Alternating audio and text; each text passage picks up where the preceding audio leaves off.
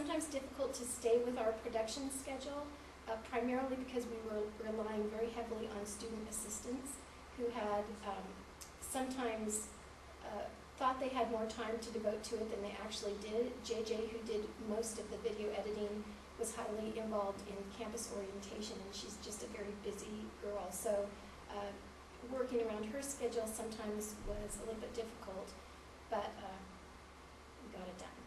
Another thing that we found somewhat challenging, and in any kind of asynchronous instruction that you create, I think this can be a challenge, is that you want what students are seeing on the video to match what they're actually seeing when they're in the space or on the web page. And so anytime you make a change in your spaces or in your web page, you have to account for that on the video. And we knew that there were going to be some changes in place when students hit the door in the fall that weren't necessarily completed or ready to go when we shot the video. So we had to do some creative manipulation of images and other different things to make sure that it wasn't confusing to the students, that they didn't see one thing on the iPod and see another thing in person. Another thing that we hit a little bit of a snag on is that we had hoped to have the tour available through iTunes U. We were working with Campus Communications to make that available, and they hit some snags. So those snags are still being resolved, and we hope at some point to actually put the tour up on iTunes U. There was also a certain amount of training that had to take place before we could actually make the tour available.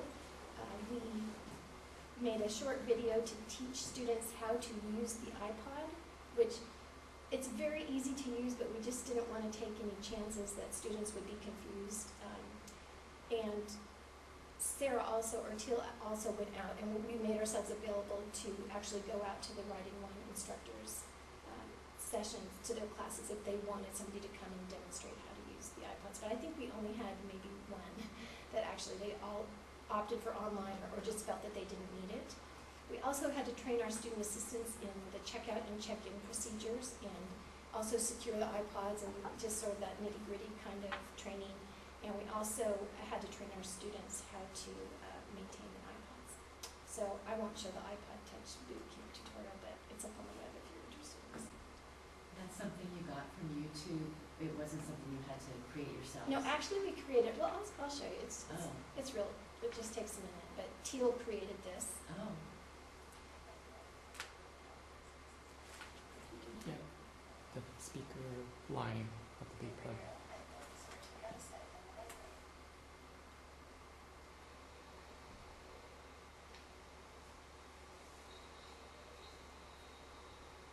To play the video, tap the video icon at the bottom of the screen. Then tap UC Merced Library. The video is now playing. To show controls, tap the screen again.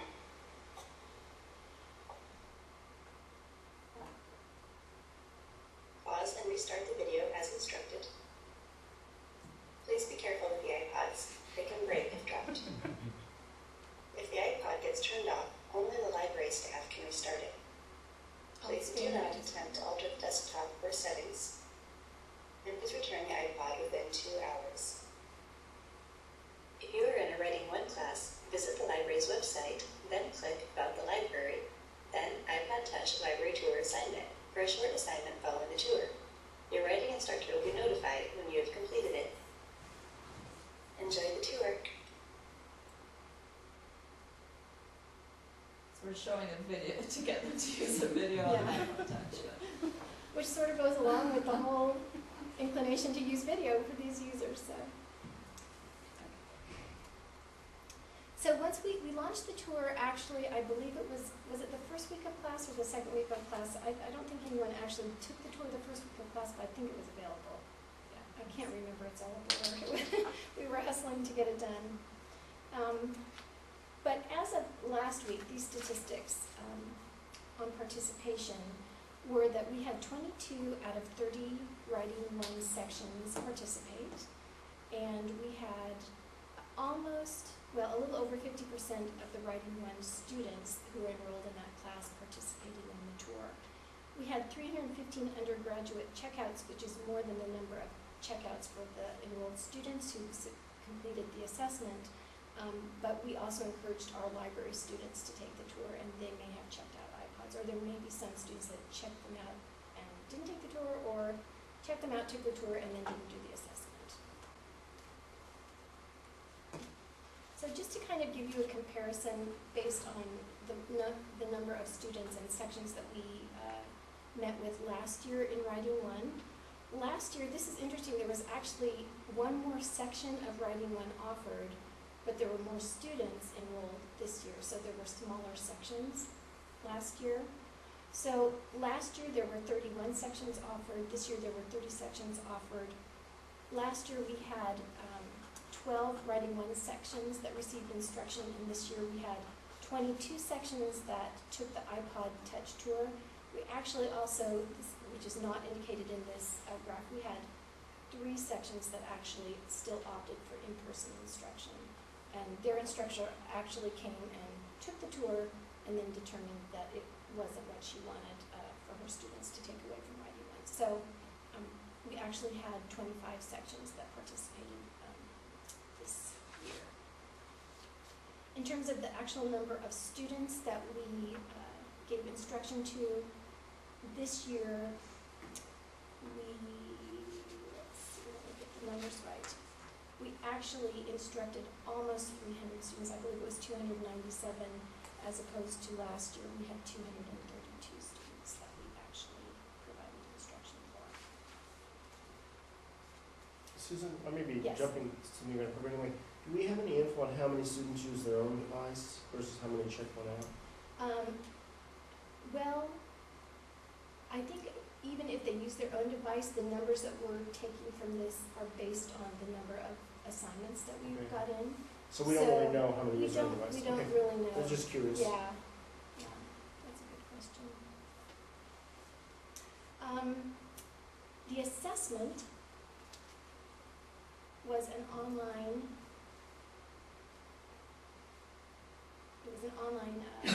question and answer that the students accessed. So I'll just let you take a look at it. It included 9 questions that actually assessed what they learned on the tour. And then there were some additional questions at the end that just gave some good information to the librarians about where they came from, and we also asked them if they had any questions and that kind of question. The scoring showed that there were about 13% that got a perfect score on the questions that were related to the tour. Almost 70% scored very high, in which they only missed 1 or 2 answers. There were about 16% that were sort of in the medium range, and about 3% that were in the low range. For each student who completed the assessment, they received a return email from the librarians or one of our assistants, who actually indicated which questions they did not answer correctly and gave them a corrected answer. And then the aggregate scores were submitted to Writing 1 faculty several times throughout the semester.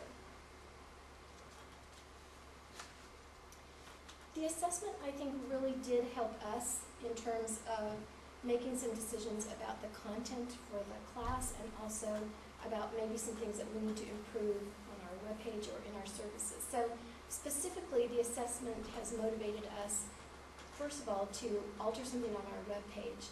As we're promoting the use of the Next Gen Melville pilot, we did not have that as our default tab on the quick search box on our webpage. And we debated about whether or not we should, and we didn't do it. But then now that we had a number of students that we feel answered questions incorrectly because they forgot to just move away from the default tab. So we feel like that was pretty good data that we need to make a change, and so we're planning to do that for the next semester. We're revamping our quick search in a few other ways, but we're definitely going to have Next Gen Melville be our default tab. Also, we got some good data about a new service that we started with, I guess, about last January, and some of you may be aware that UC Merced, along with all the other UC campuses, now participates in a consortial chat service. It's called 24/7, where students can chat with the librarian any time of the day or night. And we asked one question at the end of the survey, or at the end of the assessment, about their preferred method of contacting the librarian. And overwhelmingly, 56% of the students said that they would like to contact a librarian with chat. So that, even though it's not going to change any of our services, it certainly tells us that we're moving in the right direction, and that's really useful data for us that we can share with other people who are involved in the UC consortium as well. We did ask students if they had any questions, and I wanted to just share a few of these with you because I learned a lot from the questions that they asked, and we actually it helped us know that we were moving in the right direction with some of our services as well. So one student asked if they just found an open room in the library, if they were free to enter and study there, and I thought that was a really good question. And coincidentally, we're actually getting ready to go to an online booking system for all library room reservations. And so again, I think it probably didn't change anything that we're doing, except for it tells us that yes, we really do need this service. There was a question about why the elevator doesn't work past 6 p.m. and that's a security issue, but I don't think that's anything we'll change, but we realize that that is a PR issue and that maybe we need to publicize why we do that a little bit better. We have an ongoing issue with printers in the library, and we're well aware of it, and we're working on it, but we know that we can't rest on that issue quite yet. Also, a student asked if the library would be expanding anytime soon, and the only reason I can think is that maybe they can't find a seat. I don't know. And so we're also working to provide more seating, and that's in the long-range plans for the library. Some more serious questions that I thought were sort of research-related was, how can I search for articles related to health issues, or do I go to get one-on-one tutor help? And a comment that the FAQs were really hard to use, which I'm definitely going to take another look at the FAQs. We had one question on the survey that they had to use the FAQs to answer the question, or they were instructed to go to the FAQs, and most people got it right. So they might be hard to use. They're being used successfully, but still, if somebody thinks that they're hard to use, we need to take another look at them and figure out a way to make them better. These questions kind of made me smile. What would happen if I didn't return an item by the time it was due? So the threat of punishment, I guess, is ever present for our freshmen. Why don't the iPods have internet? Actually, they do have internet, but we locked them down. So, someday maybe we'll change that. But Because you want to get back. yeah. How many copies can I make? I thought, is that a rhetorical question? I don't really know exactly what they were asking, but they may have been asking how many free copies they make. So, because there is a certain amount of money that's put on their CAT card at the beginning of the semester. So again, that's something we may need to help publicize a little bit better to make them more aware. And are there any openings next year? So somebody actually thought the library was a cool enough place that they would be interested in working there next year. So just looking back at our outcomes to try to decide how many of our outcomes we actually fulfilled or how many of our objectives we met. In terms of making our users aware of library space, the spaces that we covered on the tour included digital signage, the vanilla instruction room, the library stacks, the collaborative workrooms, the printing room, the audiovisual room, the McFadden-Willis reading room, and the fourth floor quiet zone, the library offices, the self-checkout station, and the services desk. So they visited all of those areas on the tour. So I think that we helped make them aware of the library spaces, the services and resources. The tour talked about the laptop checkout program, interlibrary loan, 24/7 chat reference, tutorials, and the VPN. And also, we feel that just learning to use these physical and virtual environments, even if they were not totally proficient at using them, they're at least aware of what's available and got a little practice through the assessment, going online and investigating some of those tools. And hopefully those things will prepare them for academic success. So in conclusion, I think that we are pretty encouraged by the participation that we had in the tour. We're already planning the sequel to this video. We know that there are some things that we need to change, and we're hoping to have those changes made by next semester with any luck. That's a lofty goal, believe it or not, but we're aiming for that. Oh, you don't need to spend Christmas with your family. Yeah, I know. The video editing and change, it's labor intensive. But we feel like we've done enough of it will remain the same, there's just a certain portion of it that we're looking at changing, so. Also, starting off with this iPod tour has really led us down the initial path of working more with mobile technologies, and this is definitely a direction that the library is heading. Every library meeting that we go to is talking about mobile technologies, and so we've got our foot in the door now, and we're going to be looking about how to repurpose the iPods for some other uses, but also just making our services available to all users with their own mobile technologies, including a mobile-friendly web page and some other mobile-friendly parts of our services. So, I don't know if anybody has any questions, but we also brought iPods if you're interested in actually just listening to part of the tour, or you're welcome to come on over to the library and take the tour as well. Does anybody have any questions?